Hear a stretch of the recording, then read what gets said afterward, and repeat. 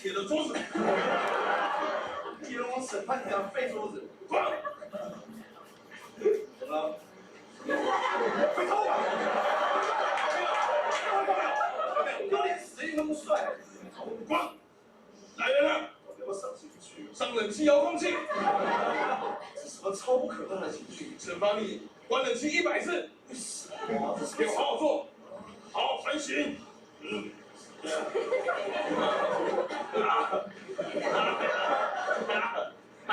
第一次考完了，第一次考而已啊！什么都不会说。什么意思？麻烦结束了。修了。这样日重看太多。这个太搞笑了。哦，这样讲言论不能下地狱。你才会啊！谢谢大家。对呀，谁朝向哎？害怕嘛？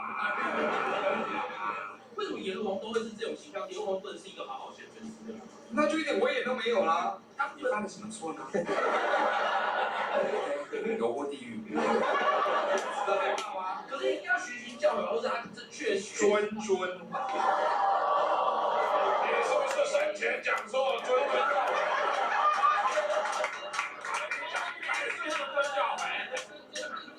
愚人时代强力袭进同名喜剧专场已经开卖啦！购票请到 OpenTix。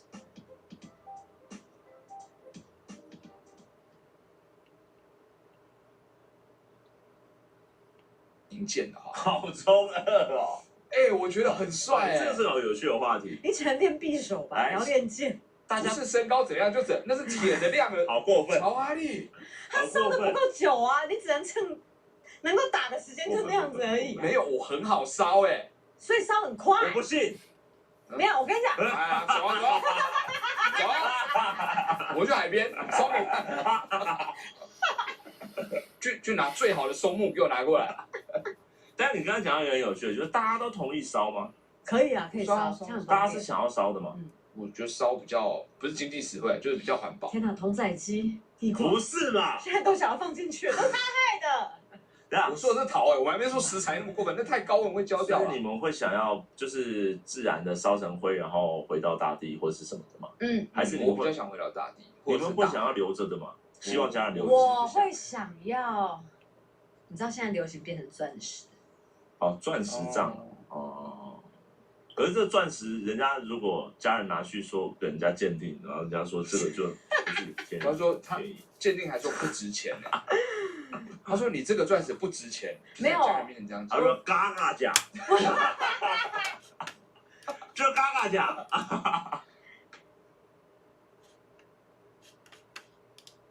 こんにちは。今日は JK ママの私が手で搾乳するって手絞りの搾乳のやり方を教えていきます。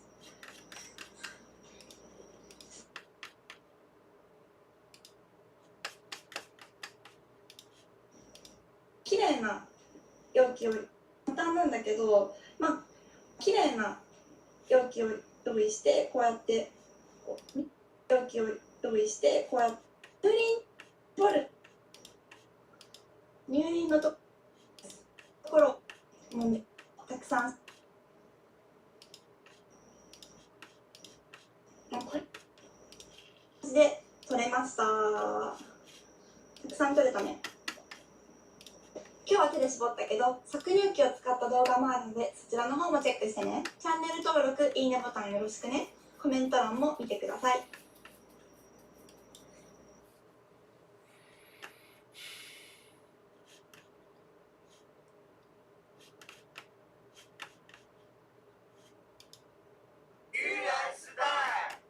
让我们掌声欢迎龙丹弟！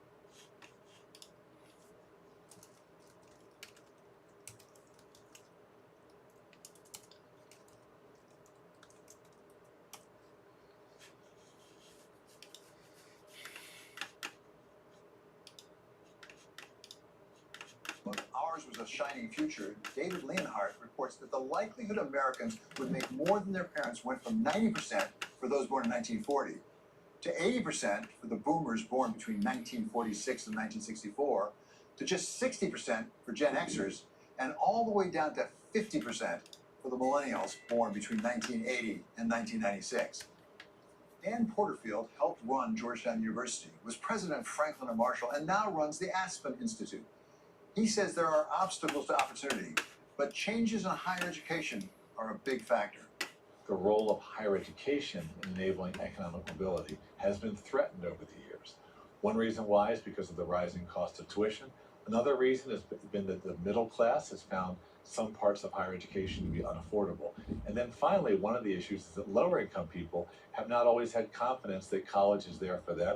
And so really talented students have not been applying as much as they might in earlier years have done. When lower income students do decide to apply to college, the system they confront does not always welcome them. One man trying to change that, Michael Crow, president of Arizona State University. So the model for the new American University is built around this premise of, can we build a new kind of institution which is simultaneously very, very accessible, egalitarian, that is, families from every socioeconomic background can come into a modern, high-intensity, discovery-oriented, creativity-oriented university, and those things don't have to be separated. So right now we have universities that have gone off and become very much measured by who they exclude and the quality of their research, and then there's other universities that have become very much measured by just being the most efficient machine that they can be in terms of producing students. And so in our case, we're trying to, which we have, make the point, prove the point, and demonstrate the model that you can build an institution deeply connected to the fullest spectrum of the population possible to move them forward from an educational perspective, while at the same time creating for them an educational opportunity and a learning experience equal to that which any other university can put together. There was a time when the United States led the world in education innovation with the creation of public land-grant colleges in the 19th century, by making public high school mandatory in the 1920s, and then passing the GI Bill to allow soldiers coming back from World War II to get a college degree. But Michael Crow says that over the decades, the U.S. became too complacent. We began to become self-satisfied with our model as the country continued to grow and the world continued to complexify. And so we didn't build for scale and we didn't build for complexity in the way that we should have. And so we stopped innovating at the rate that we should have kept innovating. What's happened is that more than half the students that go to a university in the United States never graduate. So that's unparalleled among the industrial countries, number one. Number two, it turns out that you've got universities that have become so selective where everybody graduates from those places because the students are hand-picked. They also get a huge amount of the resources. And then you've got other universities in which most people don't graduate. And so then you create this expectation frustration. I sent my kid to college. They encountered debt. They took on debt and they didn't graduate. So the debt crisis is, in my view, not a debt crisis. The debt crisis is a graduation crisis. The debt crisis is a performance crisis. If students are frustrated about the prospects of making it all the way through college to get a degree, they have good reason. Although the percentage of Americans receiving bachelor's degrees has steadily risen since 1960, less than 2/3 of those starting out managed to get a bachelor's degree within 6 years, with the numbers for private, for-profit schools much worse than public or private nonprofit universities. To improve the odds, Arizona State has built an educational gateway for students across income ranges that's very different from what most schools provide. So a few years ago, we had an engineering school of about 6,000 students. We weren't doing very well in freshman retention. We were in the old weed out mode of thinking about engineering. We decided to change everything. We graduated about 900 engineers a year. This was about 13 years ago. We decided to change everything, change culture, change design, change intellectual structure, use technology, move in new directions, and then we began measuring learning outcomes, finding new ways to teach math, new ways to teach calculus, new ways to teach biology, new ways to teach chemistry. Congratulations, graduates. Last year we graduated 7,200 graduates in a engineering school that's not 6,000 students, but 32,000 students. Its level of research activity has accelerated, its level of excellence has accelerated, and the market value of the students coming from the school are greatly altered. And so So the measurement is measurement of everything. Learning outcomes by student, learning outcomes within certain courses, graduation success is changing everything. So in fact, it is the measurement of everything that is a critical tool in driving one to innovative success here. If graduation success is the ultimate goal, exclusivity in admissions is not necessarily the best way to get there. Arizona State has greatly expanded the size of its student body, and in the process, the path for those coming from lower income households. The notion of success through exclusion, success by who you don't admit, the measurement of success by how many people you turn away, that's not a theme for a public university to be maximally impactful. So what we've done is we found a way to say, you know, if you work hard, if you study hard, if you get prepared, if you're willing to do some things, if you work with our tools, we'll find a way for you to be successful at the university, and we're not going to turn you away. And it turns out, by the way, that smallness is also a narrowness in thinking, a lower probabilistic set of potential creative outcomes. And so we think that you can have small colleges and small programs, certainly, but smallness doesn't really mean anything in a country of 345 million people. Smallness is not a problem at ASU. By some counts, it's the largest university in the United States, and since 2000, its enrollment has nearly tripled. Much of that growth has come from students outside the campus walls, and the Aspen Institute's Dan Porterfield says that's not a bad thing. Online education can be a component of learning of all types, from early education through adult learning. And in fact, that in the workplaces of today and tomorrow, more and more people are going to lead their own learning through online platforms. I think AI might make online learning more personalized. So I don't fear it, I welcome it. Certainly, Heather Kuhlman took advantage of the online opportunities at Southern New Hampshire University when she pursued her 2 degrees while working at Amazon. Being able to go to school online and not have set times for my classes where I didn't have to be here at 2 o'clock. Instead, I just had deadlines was much more beneficial for me. Well, I mean, if you think about it and you think about your life between, let's say teenager to your 80s, 90s, or 100s, or however many years people are going to live in the future, you're going to need access to advanced learning in one way or another across the entirety of your life, and it being delivered to you wherever you are, whenever you need it, however you need it. What's going to happen with online education is improved and enhanced and run by real faculty, like our faculty run all of our online programs, design all of our online programs. As the quality goes up, it's going to become a mainstay. It's going to be, you're not just going to watch television when you go home. You're going to be involved in these learning activities. You're going to do this. You're going to be involved in immersive experiences that are digital. We, for instance, now have 9,000 biology majors at ASU, half online, half on campus. And what we're finding is that the learning outcomes of all these biology majors are about the same, which is a tremendous outcome. To make sure that those who start out with less can move up the socioeconomic ladder, places like Arizona State are delivering and are keeping track of just how well they're doing. And so what we found is that the ROI for our degrees range between 7% per year and 23% per year, depending on the degree, all of which are substantial returns. The average ROI for us is 14% ROI per year after you attain your degree. That's a substantial return on your investment, just looking at it from a simple business investment perspective. We also know that life outcomes are significantly positive, health outcomes, education of your children, happiness indicators. We've looked at all of those things. So we measure all those things. Now, the system's far from perfect. I think almost 400,000 people have graduated from ASU since I've been the president. And I can't say that all 400,000 people are living in nirvana. But what I can say is that we have created a mechanism by which people from every family background have access, if they want it, to pathway for which they will get substantial return on their time and treasure investment in attending the university. Economic and social mobility has long been a point of pride in the United States. But continuing to promote that mobility through education has gotten harder over time. Nonetheless, people like Michael Crow and Dan Porterfield have learned from personal experience just how important that education can be in beating the odds. What drew me in this direction was through reading as a child. I had a highly disruptive childhood. I grew up in a working poor family, first person to ever go to college in my family. And what I found was that once you began to get educated, all things changed. But the thing that really drove me was I grew up in schools where, in neighborhoods where lots of people didn't have opportunity. And what I could see was all of the wasted talent. So to me, it was about the main driver is we haven't even begun to unleash the potential of our species or our country. Something's critical for young people and their parents and families to remember is that each student, wherever they go, has the opportunity to create the education that they seek. You can't buy that, your parents can't give you that, you can create it.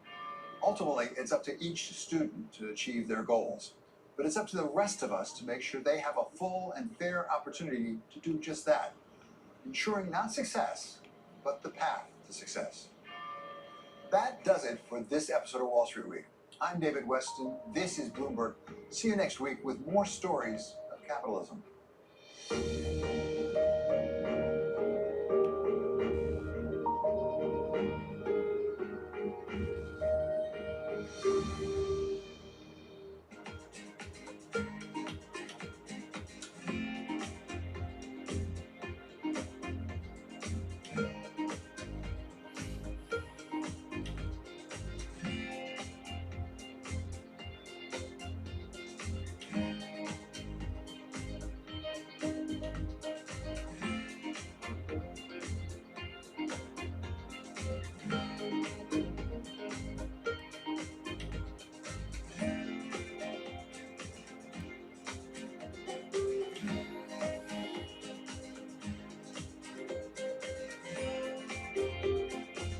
Morning, this is Bloomberg Daybreak Europe. I'm Tom McKenzie in London. These are the stories that set your agenda. Taking you from the U.S. market's close to the overnight session in Asia. We'll walk you through what you need to know to kickstart the European trading day. Live from our European headquarters, we bring you the day's top market-moving stories, unmatched expert analysis, and on-the-ground reporting from across the continent. Tune in every weekday at 6 a.m. London time, only on Bloomberg Television. Do you think it'll be the case where someday you will be an investment committee or I'll be an investment committee and we just apply AI, decide whether it's a good deal or not, or we're not going to be there anytime soon? I don't think we'll be there in the near term. And David, because being on investment committees, there's the analytics of the math, there's the people, and then there's judgment. So analytics of the math, I think AI will help us get way more refined. Right now, we have analysts building models upon models. Our typical investment memo is 86 pages. So we could refine that down very, very seamlessly to pieces. The people aspect to it, to make a judgment call on, do I believe this entrepreneur is going to go the next mile? Do I believe that the background of the entrepreneur, who they are, what they stand for, their values, their family, that's the harder one. I think AI is going to take some time to get there. And then the final piece ends up being judgment. And I don't believe we've seen anything yet that gives us a sense of judgment that we're able to apply. Bloomberg covers the world with unmatched reach and resources. From more than 120 countries, the moment news breaks, 24 hours a day. Bloomberg, context changes everything. The countdown is on. Everything you need to get the edge at the end of the market day. Big tech earnings kick off later this afternoon. Gilead is coming out right now. We have take two numbers. Back to the markets, right? Our bread and butter. NVIDIA is one of the best stories in the tech space. That actually matters a whole lot more. It might shock some of your viewers. You're watching The Close. Get ahead of tomorrow's trading with The Close. Weekdays on Bloomberg. Context changes everything.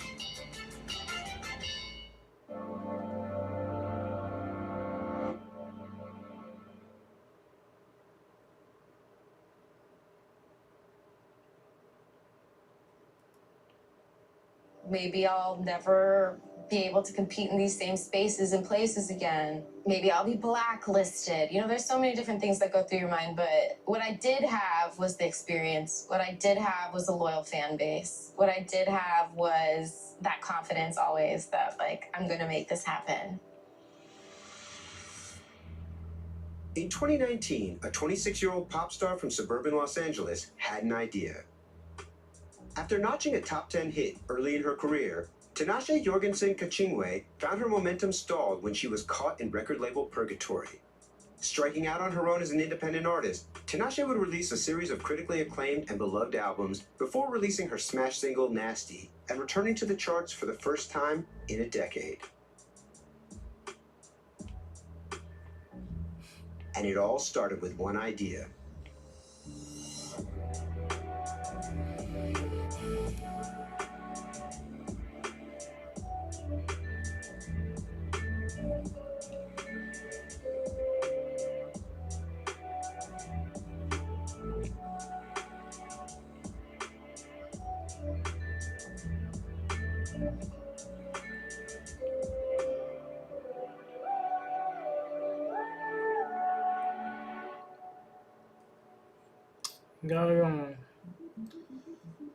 So, thank you for joining us on New Generation. Thanks for having me. Of course. I'm curious, your career started when you were like 5 years old. Yeah. And given that, what would you say is the source of your ambition? You know what? I don't know. I feel like it's just a part of me. It's like one of those things that whether or not an audience was watching, I would continue to perform and continue to create. Yeah, it just feels like who I am at a core level. And how did your parents' professional life inform your ambition? Well, it's interesting. My mom's a physical therapist, so she is not an artist at all by any means. My dad's a little bit more creative. He's a theater performer and actor and director. So I feel like that kind of introduced me to the concept of being on stage, and you know, that definitely paved the way. But in terms of music, music's always just been something that I've known I wanted to pursue, and to me that felt like the most fulfilling route to take. So as soon as I could, I just started jumping into whatever music career I could create. What was the moment that sort of tipped you into being on camera, on stage? Yeah, I mean, I was in my first movie when I was 5 years old. So it was super, super young. I just remember I loved it. I loved being on set. I loved having my own trailer and my little name on the trailer and getting my outfits and everything. So as long as I can remember, I just loved to entertain. I've loved to perform, and kind of kept that same energy throughout my youth and then my teenage years. And did you play music growing up as well? Yeah, music was always, you know, like an outlet. I felt a way to get a little bit more personal and to kind of tell my own story. So I also started writing music really young. I wrote my first song also at like 5 years old, and just continued to try to make it however I could. I didn't have the formal training, like access to a studio or anything like that when I was young, but I tried to be involved in music as much as possible. Dance was a big thing that was a passion of mine from age 4, age 5. So it's really interesting. I feel like I've been pursuing my passions and really living in my passion since I was very young. And, you know, obviously your parents were extremely supportive. Yeah. But how did they negotiate that line between supporting you and pushing you in ways that's perhaps uncomfortable? I give them a lot of credit for that because I feel like they just kind of followed their instincts and did the best that they could. And seeing that it made me happy, seeing that it was something that was fulfilling for me was, I guess, all that they needed to see. Because, you know, living in LA and kind of trying to keep up with the grind with 3 young kids is definitely not something that's super easy by any means. And so I don't know, they just kind of made it happen, and I really, really appreciate that. My biggest early supporter would have to be my parents. I give them so much credit for how far I've come in the music industry and in the entertainment industry in general. They really nurtured my love for performance since I was really young and never told me that my dreams were too big, and so I'm very thankful for that.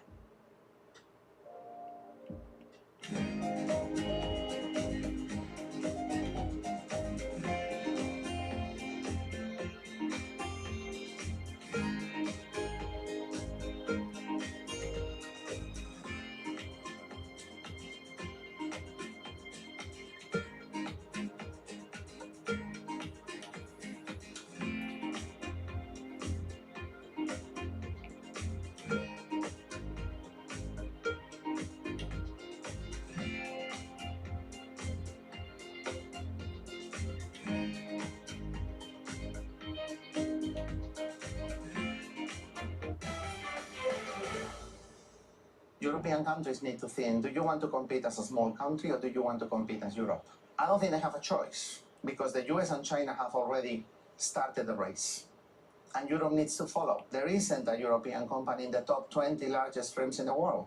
That is a problem. What does it mean for individual countries within Europe? You can have more control and less growth, or you can have less control and more growth. If countries trust each other more and they build more European champions rather than each country having its own national champion, growth is going to be better, productivity growth is going to be better, the welfare is going to be better. But there is going to be less control at the national level. So right now, each European country wants to have its own telecom company, its own couple of large banks, Its own bank. its own large energy companies.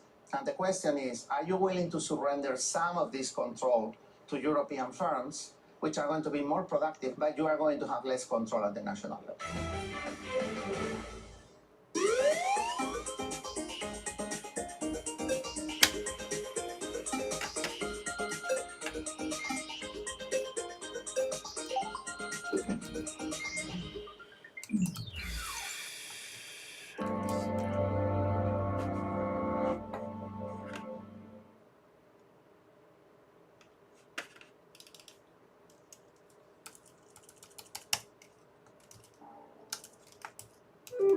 As a kid, you relocated the family to LA, kind of at the behest of your career. Yeah.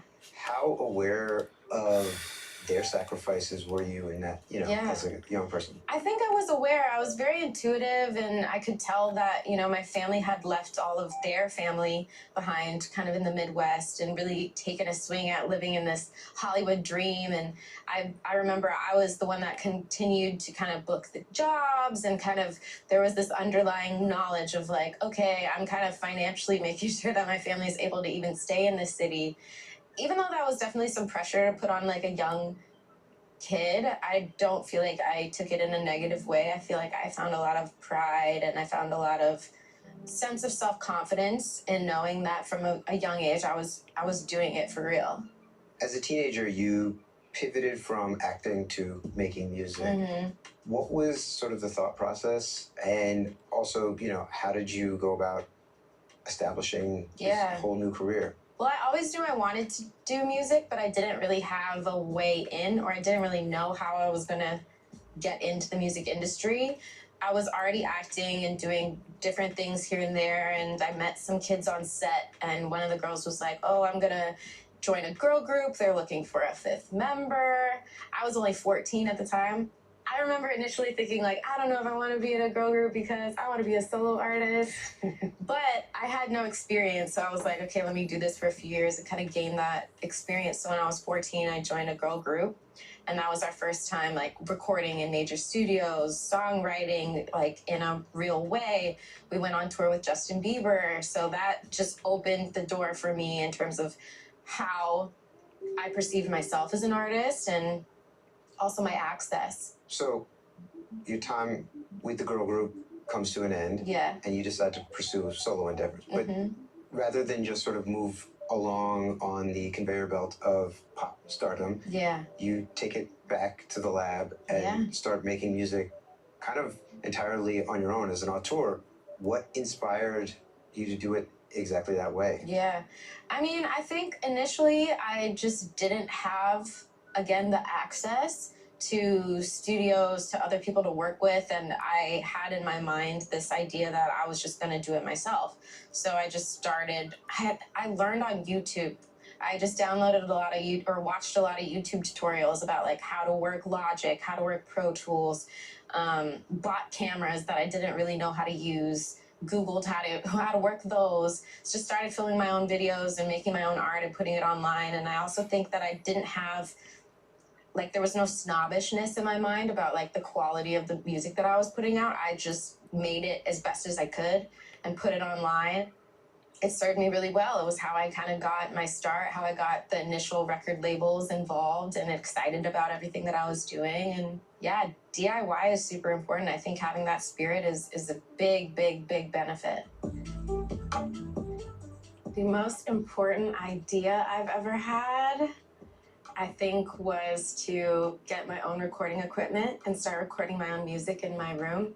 I think that was the first steps to me making my own music as an artist and taking control of my narrative, and I've definitely kept that same energy of doing it myself in my home till this day.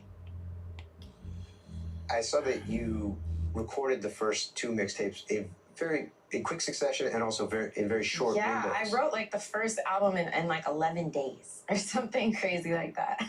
So it was different. And how were you connecting with producers and collaborators? Via Twitter, and so reaching out to producers there, and then also trying to make my own beats. Again, just having that real DIY spirit, but collaborating with people that I met. Those first two mixtapes, as you said, you did them in some number of weeks. Mm-hmm. Then you get your studio debut, Aquarius, on RCA, and that takes 2 years to put together. Yeah. What was that process like? And, you know, sort of philosophically, how did you approach it differently from the music that you've been making? Well, it was so different working with anyone else. You know, I had the advantage of being able to just make whatever I wanted and put it out after 12 days. That's not something that you get with a record label. You have to sit in months of studio sessions. So I definitely had to adjust to the pace, but I was really thankful for that first couple years of experience as well, because I just never collaborated with producers of that caliber. I was in there with, you know, Diplo and Timbaland and like Max Martin. You know, I was able to access so many spaces and places and people that I never would have before. And I think the biggest lesson that I learned from that was how important it was to continue to have a perspective, because being so young and being the only woman most of the time in 99% of these studio sessions, sometimes you feel like your ideas become smaller, or you have to make your ideas smaller. You have to kind of negotiate a little bit more than you're comfortable with. You know, people have a very strong perspective going in, like, this is what you should sound like, this is the records you should make, and you're kind of wanting to be a good collaborator. You're like, okay. So that was definitely something I had to practice and learn. After signing into the major label system, Tinashe almost immediately scored a hit with 2 On, but disagreements with the label over the direction of her follow-up projects would prove too difficult to overcome, ultimately necessitating a fresh start.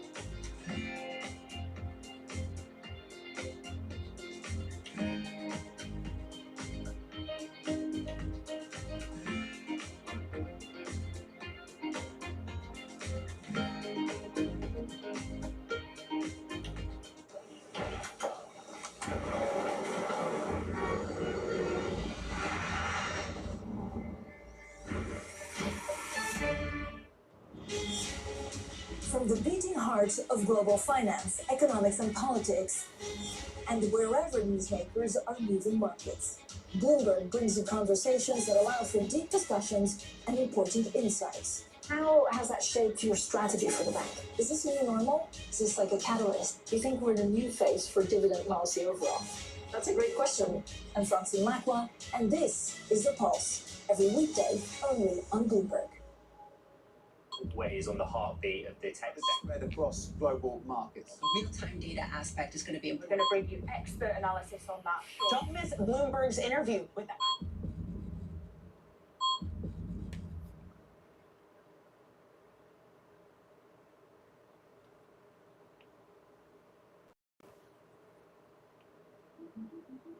When you put out that first record, you lead with 2 On, and it is an instant smash. Yeah. One of your most successful still. Yeah. Things felt like they were fairly, it was all First the single dominoes came were... out, boom, like people are loving it. Yeah. What was the first moment where you had pangs of insecurity or thoughts of like, things feel like they're going off the rails a little bit? You know what? I think that wasn't until we put out maybe like the 3rd single from the album or the 4th single, because then you start to realize, okay, this isn't going to be so easy every time. Like, not all of these songs are giving 2 On.